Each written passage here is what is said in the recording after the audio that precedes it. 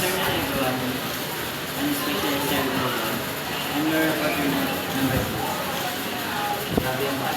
Final subject of the arithmetic sequence 4 and 16 into the given is a sub 1 4, common difference is 6 and 30, and we use formula is Sn n divide 2, 2x, 2a plus 26 and minus 1 and then sub 30 equals 30 divided 2 times 2 times 4 8 plus 30 minus 1 29 and 1 sub 30 equals 30 divided 2 8 and plus 29 times 6 and 74 then divided to 15 sub 30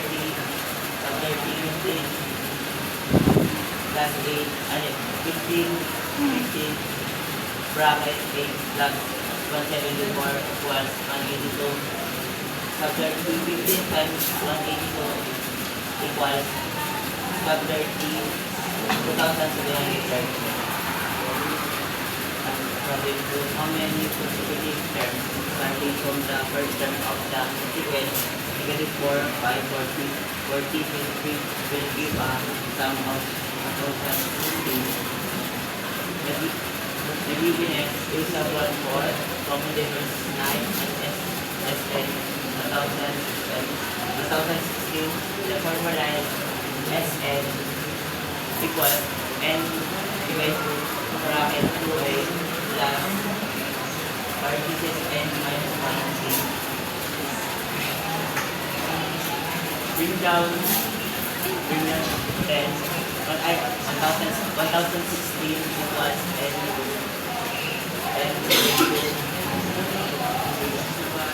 bracket 2 times negative 4 equals negative 8.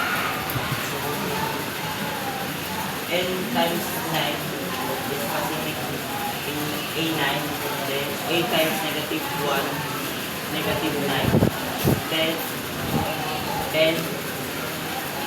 1,016 equals n divided 2 part bracket negative 17 plus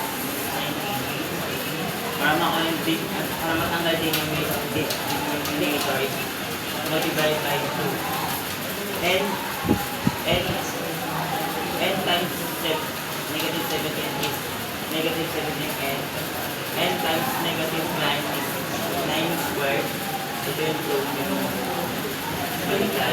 Then we multiply both sides multiplied by 2. 2032 equals negative 17n plus 9 squared. And we arrange this by using a quadratic equation.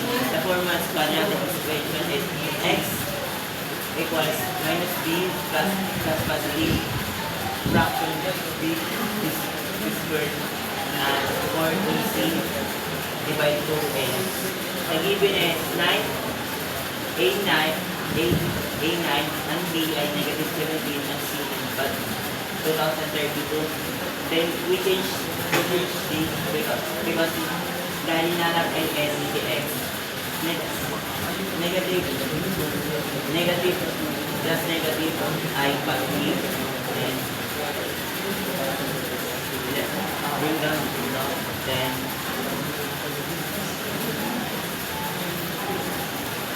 17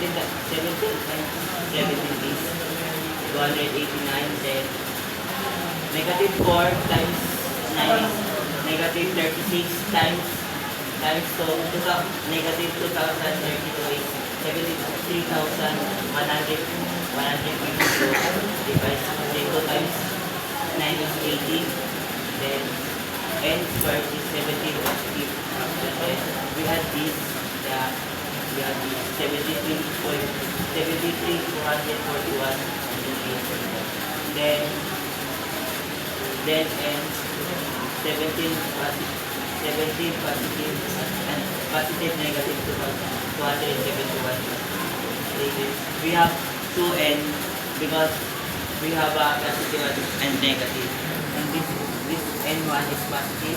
17 plus 271 divided 18, I divided 18, 17 plus 71 is plus 288 divided 18 is equals N16. Then yung negative naman ay 17 minus 271 divided 18, 254 ay negative 254 divide 18 is N is negative 14.11.